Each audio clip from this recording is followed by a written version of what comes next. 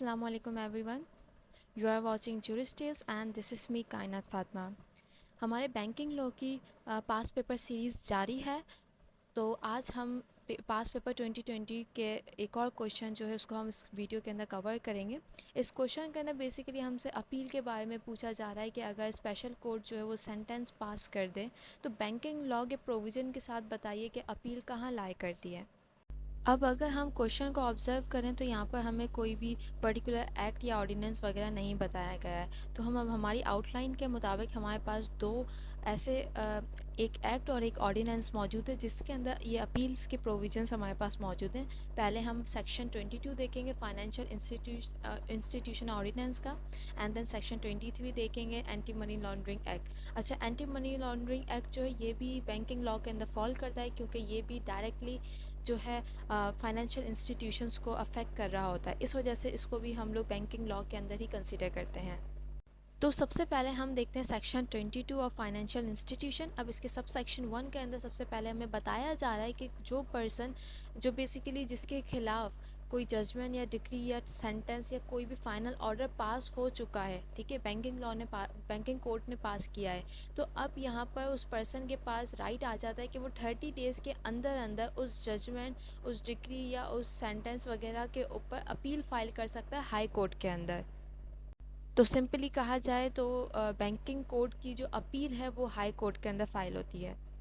इसके बाद sub section 2 के अंदर हमें बताया जा रहा है कि एपेलेंट जो है वो अब किस तरह से अपील फ़ाइल करेगा। इसका एक प्रॉपर प्रोसीजर बताया जा रहा है कि according to rule 3 of order number 40, इसके मुताबिक हमें अपील के लिए पहले नोटिस जो है वो फ़ाइल करना होगा, वो सबमिट करना होगा। अब नोटिस क्या चीज़ है, बेसिकली यहाँ पर जो एपेलेंट है वो जो रिस्पोंडेंट है, रिस्पोंडेंट पार्टी या फिर रिस्पोंडेंट का जो एडवोकेट है, ठीक है, उनको एक नोटिस भेजेगा रिगार्डिंग दी अपील के जो एपेलेंट है वो जा रहे हैं अपील फ़ाइल करने, ठीक है।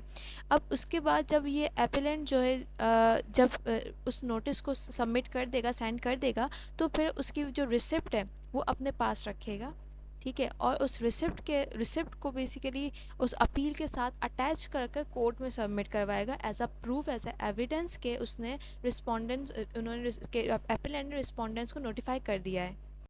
अच्छा, अभी जो मैंने रिसिप्ट का ज़िक्र किया है, बेसिकली यहाँ पर जो बात हो रही है रिसिप्ट्स की, ये बेसिकली जो पोस्टल सर्विस है उसकी बात हो रही है, जो कि एक एविडेंस होना चाहिए कि जिस भी पोस्टल सर्विस के थ्रू वो सेंड कर रहा है रिस्पोंडेंट को, वो हमारे पास प्रूफ होना चाहिए एपेलेंट के पास।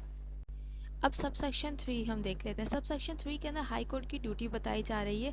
जैसे ही अपील फाइल हो जाएगी, सेकंड स्टेज स्टार्ट होगा जिसको हम बोलते हैं stage of admission of the appeal. इस स्टेज में जो है कोर्ट डिसाइड कर रही होती है कि अब हाई कोर्ट ने इस अपील को सुनना है या नहीं सुनना, क्या ये वैलिड है इस अपील को सुनना या नहीं है, ठीक है।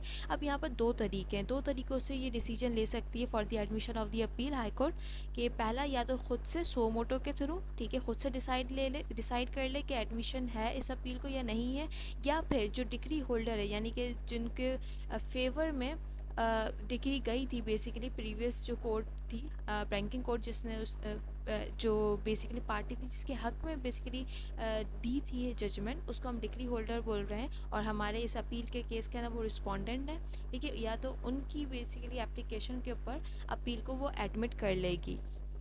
इसके आगे हमें एक और चीज़ भी बताई जा रही है कि अब एडमिशन जो है, अपील की जो एडमिशन हो रही है वो हाई कोर्ट पार्शली भी कर सकती है और होली भी कर सकती है। अगर हाई कोर्ट को लगता है कि पूरी अपील सुनना जो है वो वैलिड नहीं है, सिर्फ इसका यही स्पेसिफिक पार्ट है जो डिस्प्यूटेड है, तो फिर वो पार्शली भी डिग्री को एक्सेप्ट कर सकती है, उस अपील को एक्सेप्ट कर सकती है, ठीक है। बट यहाँ पर एक और चीज़ बता दी गई है, जो भी वो डिसीजन ले रही है, जो भी वो डिसाइड कर रही है, उसने रीज़नेबल ऑर्डर के थ्रू ही डिसाइड करवाना है, यानी कि उसने जो ऑर्डर पास करेगी एडमिशन का, उसके अंदर प्रॉपर रीज़न होने चाहिए कि वो किन रीज़न्स की बेसिस के ऊपर इसको पार्शली या फिर कम्प्लीटली एक्सेप्ट कर रही है। इसके अलावा इसी स्टेज पर हाई कोर्ट एक और चीज़ भी डिसाइड करेगी रिगार्डिंग द सिक्योरिटी, कि जो एपेलेंट है उसने सिक्योरिटी किस तरह से प्रोवाइड करनी है और कितनी हद तक प्रोवाइड करनी है। ठीक है, सिक्योरिटी से मुराद क्या है कि जो भी मैटर चल रहा है उसमें मॉनेटरी जो अमाउंट है वो कितनी ज़्यादा मतलब डिस्प्यूटेड है, उसके मुताबिक वो डिसीजन देती है कि इतनी अमाउंट जो है एप्लेंट सबमिट करवाएगा कोर्ट में। अगर फ़ैसला जो है एप्लेंट के ख़िलाफ़ हो जाता है तो फिर वो उस फंड्स के थ्रू, उस सिक्योरिटी के थ्रू रिस्पोंडेंट्स की जो भी उनको डैमेज पहुंचा है वो पे किया जाएगा। और ये जो सिक्योरिटी है ये मनी की फॉर्म में भी हो सकती है या फिर प्रॉपर्टी या फिर कोई दूसरे एसेट्स के थ्रू भी इसको रखवाया जा सकता है। इसके बाद प्रोवाइडेड डेट के अंदर हमें 2-3 बातें बताई जा रही हैं। सबसे पहले यहाँ पर बताया जा रहा है कि एक बात क्लैरिफाई की जा रही है कि जब एडमिशन ऑफ दी अपील हो जाएगी तो इसका हरगिज़ मतलब नहीं है कि जो प्रीवियस ऑर्डर था जो बैंकिंग कोर्ट ने दिया था वो स्टे पर चला जाएगा। ठीक है, अब इससे क्या मुराद है? अब देखें, जब बैंकिंग कोर्ट ने ऑर्डर पास किया तो अब उसकी इन्फोर्सेबिलिटी फ़ौरन मतलब एक्शन में आ जाएगी। ठीक है, तो अब जब यहाँ पर अपील लेकर आया है एपेलेंट, तो अब यहाँ पर सिर्फ अभी अपील की एडमिशन हुई है। अभी वो इन्फोर्सेबिलिटी जो है उस अपील की, उस प्रीवियस डिक्री की, वो अभी स्टे पर नहीं जाएगी, वो स्टिल इन्फोर्सेबल रहेगी। अगर स्टे पर लेकर जाना है तो उसके लिए एक अलग से प्रोसेस है जो हम देखेंगे, उसके थ्रू स्टे करवाया जाएगा।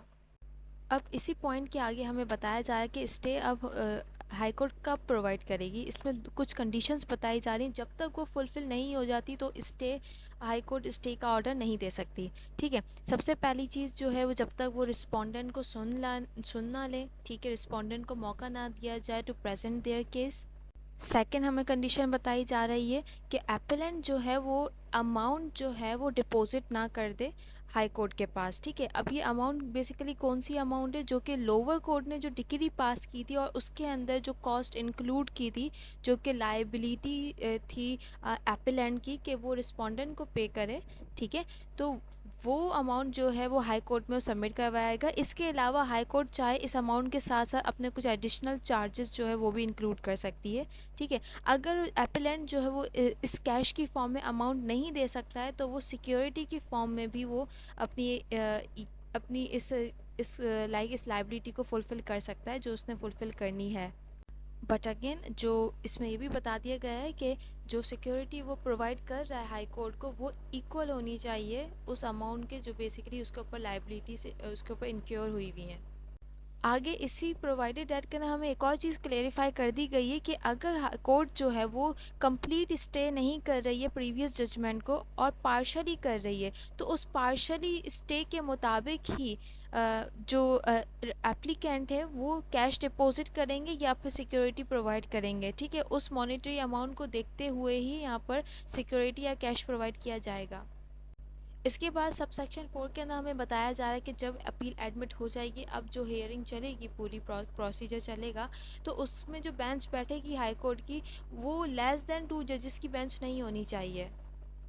यानी 2 या 2 से ज़्यादा के जजेस बैठें और फिर वो हेयर करेंगे इस अपील को। उसके अलावा इसमें एक और चीज़ भी बता दी गई है कि जो मैटर है वो 90 डेज़ के अंदर अंदर डिसाइड हो जाना चाहिए। जब जिस डेट से अब ये 90 डेज़ काउंट होना कब स्टार्ट होंगे? उस डेट से जब ये एडमिशन हो गई इस अपील की, तो विद इन 90 डेज़ जो है ये अपील जो है डिसाइड हो जाए। अब सबसेक्शन 5 के अंदर हमें बताया जा रहा है कि यहाँ पर जो डिक्री बेसिकली पास हुई थी, जो बैंकिंग कोर्ट ने पास की थी, इस बेसिस के ऊपर कि पार्टी अपेयर नहीं हो रही थी और एक्स पार्टी की बेसिस के ऊपर बैंकिंग कोर्ट ने डिक्री दे दी थी। ठीक है, जजमेंट पास कर दी थी। तो अब वो एक्स पार्टी जो प्रीवियस जजमेंट प्रोसीडिंग्स के अंदर जो बैंकिंग कोर्ट में चल रही थी उस पर अपेयर नहीं हो रहा था, वो अब यहाँ पर एज एन अपील जो है वो उस अपने मैटर को लेकर आ सकता है। अब सबसेक्शन 6 के अंदर हमें कुछ ऐसे ऑर्डर्स का बताया जा रहा है कि जिनके ऊपर ना ही अपील फ़ाइल हो सकती है, ना ही रिव्यू फ़ाइल हो सकता है और ना ही कोई रिवीजन फ़ाइल किया जा सकता है। अब इन ऑर्डर्स के अंदर कौन कौन से ऑर्डर्स आ जाते हैं? सबसे पहले अगर leave to defend basically accept हुआ था या फिर रिजेक्ट हुआ था। ठीक है, लीव टू डिफेंड की एप्लीकेशन एक्सेप्ट हुई थी या रिजेक्ट हुई थी तो उसके ऑर्डर को चैलेंज नहीं किया जा सकता। ठीक है, सेकेंडली इंटरलॉक्यूटरी ऑर्डर्स। अब ये इंटरलॉक्यूटरी ऑर्डर्स कौन से होते हैं? ये बेसिकली वो ऑर्डर्स होते हैं जो प्रोसीजर के रिगार्डिंग होते हैं। ठीक है, ये इंटेरियम ऑर्डर से डिफरेंट हैं।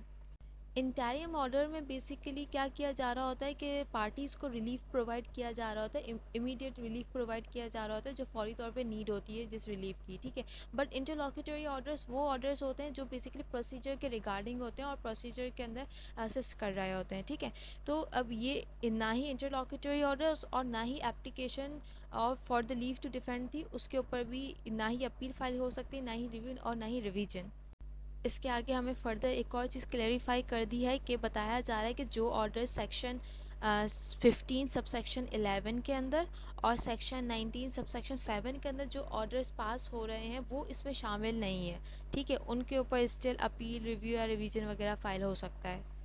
अब सबसेक्शन 7 हमारे पास है, इसमें बताया जा रहा है कि जो order of the stay basically दिया गया था, हाई कोर्ट ने पास किया था, अब उसकी एक एक्सपायरी डेट है, वो है 6 मंथ्स, ठीक है। 6 मंथ्स यानी कि जिस डेट पर ये ऑर्डर पास हुआ था फॉर द स्टे, उस डेट से लेकर अगले 6 महीने तक का टाइम है। अगर इस 6 महीने के अंदर अंदर जो है मतलब डिस्प्यूट जो रिजॉल्व नहीं होता है, ठीक है, तो अब जो है वो एक्सपायर हो जाएगा वो ऑर्डर, और जैसे ही एक्सपायर हो जाएगा वो स्टे का ऑर्डर, तो इमीडिएटली उस अमाउंट को बेसिकली जो कोर्ट है वो उस अमाउंट से जो डिक्री होल्डर था जिसके फेवर में डिक्री पास की गई थी, बैंकिंग कोर्ट ने जिसके फेवर में डिक्री पास की थी, उसको उससे कंपनसेट कर दिया जाएगा, ठीक है। उसको जो भी मतलब उसकी डिमांड्स हैं, जो भी उसकी वहाँ पर राइट्स निकल रहे हैं उस अमाउंट के ऊपर, उसको पे किया जाएगा उस अमाउंट से। और अगर इन केस एप्पीलेंट ने मनी की फॉर्म में यहाँ पर कोई अमाउंट डिपॉजिट नहीं की थी और सिक्योरिटी रखवाई थी, तो उस सिक्योरिटी को बेचकर जो है उसको पे किया जाएगा रिस्पोंडेंट्स को। इसके अलावा बैंकिंग लॉ के अंदर हमारे पास एंटी मनी लॉन्ड्री एक्ट भी आता है, और इसके अंदर अगर इस एक्ट के मुताबिक कोई भी जजमेंट पास की जा रही है तो उसकी appeal under section 23 high court के अंदर फाइल होती है, ठीक है। अब हम सेक्शन 23 को समझ लेते हैं। इससे पहले हम इस सेक्शन की तरफ मूव करें, मैं आप लोगों को मनी लॉन्ड्रिंग का एक थोड़ा सा कॉन्सेप्ट बता देती हूँ। मनी लॉन्ड्रिंग में बेसिकली होता क्या है कि यहाँ पर इलिसिट अमाउंट जो होती है, इलिसिट मनी जो होता है, बेसिकली जो अनलॉफुल मनी होता है, जो अनलॉफुल सोर्सेज से रेस किया गया होता है, उसको कन्वर्ट कर कर लेजिटिमाइज करवाया जा रहा होता है, ठीक है। तो इसको हम मनी लॉन्ड्रिंग कहते हैं, ठीक है। और अगर इसके फिर अगर ऐसा ये करना बिल्कुल भी मतलब लेजिटिमेट नहीं है, और इसके ऊपर अगर कोई भी बैंकिंग कोर्ट जो है फ़ैसला सुनाती है, तो अब उसकी अपील जो है हम यहाँ पर हाई कोर्ट में फ़ाइल करवा रहे हैं। तो इसके अंदर सबसे पहले हमें ये बताया जा रहा है कि जैसे ही डिसीजन मतलब बैंकिंग कोर्ट ने जैसे ही डिसीजन दे दिया है, तो अब 60 डेज़ के अंदर अंदर 60 डेज़ के अंदर अंदर यहाँ पर अपील फ़ाइल हो जाएगी, ठीक है। और अगर 60 डेज़ के अंदर अंदर वो फ़ाइल नहीं करवा पाता है, ठीक है, तो अब यहाँ पर प्रोवाइडेड एक्ट में बताया जा रहा है कि अब यहाँ पर उसने एक अपना सफिशिएंट ग्राउंड बताना है कि क्यों उसने 60 डेज़ के अंदर फ़ाइल नहीं किया। अगर कोर्ट समझती है कि इसका ग्राउंड जो है वो वैलिड है, तो फर्दर उसको 60 डेज़ मज़ीद फर्दर एक्सटेंड कर देगी, ठीक है। यानी कि अब पहले 60 डेज़ जो नॉर्मल हमें टाइम पीरियड बताया जा रहा था, उसके बाद एक्सटेंशन वाला जो टाइम पीरियड है फर्दर 60 डेज़ है, जो कि 120 डेज़ बन चुका है, ठीक है। तो ये कोर्ट जो है वो प्रोवाइड कर सकती है। अब हमें आगे एक्सप्लेनेशन के अंदर हाई कोर्ट के डेफिनेशन हाई कोर्ट के बारे में बताया जा रहा है, ठीक है। अब क्योंकि हमारे पास दो कंडीशंस हैं, एक ऐसी कंडीशन जिसमें कोई नॉर्मल इंडिविजुअल जो है वो अग्रीव्ड होंगे, ठीक है, और हमारे पास दूसरी कंडीशन ये है कि जिसमें फेडरल गवर्नमेंट जो है वो बेसिकली अग्रीव पार्टी है। तो पैराग्राफ ए में तो बता दिया गया है कि अगर जो अग्रीव पार्टी है, ठीक है, वो अब किस हाई कोर्ट के अंदर अपील फाइल करेगी। यहाँ पर हमें 3 ऑप्शंस दिए जा रहे हैं हाई कोर्ट उस इंडिविजुअल को। फर्स्टली जहाँ पर उसकी ऑर्डिनरी रेजिडेंस है, जहाँ पर वो नॉर्मली अपनी ज़िंदगी गुजारता है, मतलब जहाँ उसकी रिहाइश है, ठीक है। सेकेंडली जहाँ जहाँ पर वो अपना बिजनेस कंडक्ट कर रहा है, जहाँ पर उसका सारा बिजनेस सेट हुआ हुआ है, या फिर थर्डली जहाँ पर वो पर्सनली अपना वर्क कर रहा है फॉर द रेम्यूनरेशन, ठीक है, जहाँ पर वो जॉब कर रहा है बेसिकली, ठीक है। ये तीनों ऑप्शंस है, जहाँ पर भी है इन तीनों ऑप्शंस के अंदर कहीं पर भी कहीं की भी वो हाई कोर्ट को यूज़ करके उसके पास जुरिस्डिक्शन है कि ऐसे पर्सन की हाई कोर्ट जो है वो अपील सुन सकती है। सेकंड, या फेडरल गवर्नमेंट के बारे में बताया जा रहा है। अब फेडरल गवर्नमेंट कहाँ पर फाइल करेगी, कौन सी हाई कोर्ट में फाइल करेगी अपील, जहाँ पर रिस्पोंडेंट मौजूद होगा, ठीक है। जहाँ पर रिस्पोंडेंट मौजूद होगा उसकी जुरिस्डिक्शन के अंदर उस हाई कोर्ट की जुरिस्डिक्शन के अंदर ये अपील फाइल करेगी। अगर इन केस रिस्पोंडेंट्स जो हैं वो एक से ज़्यादा हैं और डिफरेंट एरियाज़ में रहते हैं जो कि डिफरेंट हाई कोर्ट की जुरिस्डिक्शन में फॉल कर रहे हैं, तो फिर अब यहाँ पर उसके ऊपर डिपेंड करता है, फेडरल गवर्नमेंट के ऊपर डिपेंड करता है कि वो अब किस रिस्पोंडेंट के मतलब जुरिस्डिक्शन के अंदर अपील फाइल करें। अच्छा, यहाँ पर अगेन रिस्पोंडेंट के लिए भी वही 3 कंडीशंस हैं। रिस्पोंडेंट जहाँ पर रहता हो, या जहाँ पर उसका बिज़नेस हो, या जहाँ पर वो कमाता हो, ठीक है। अब ये फेडरल गवर्नमेंट ख़ुद डिसाइड करेगी इन तीनों एरियाज़ में से कहाँ पर मतलब कौन से पर्टिकुलर एरिया को टारगेट करते हुए उसने फ़ाइल करनी है अपनी appeal. So that was all for today. हमने अपील्स बेसिकली देखी कि बैंकिंग लॉ के प्रोविजंस के अंदर अपील्स कहाँ फ़ाइल होती हैं, और उन प्रोविजंस को हमने प्रॉपर्ली अंडरस्टैंड किया। लेकिन अगर स्टिल आपको कोई बात समझ नहीं आ रही है तो आप लोग कमेंट बॉक्स में पूछ सकते हैं। Thank you for watching this video. अल्लाह हाफिज़।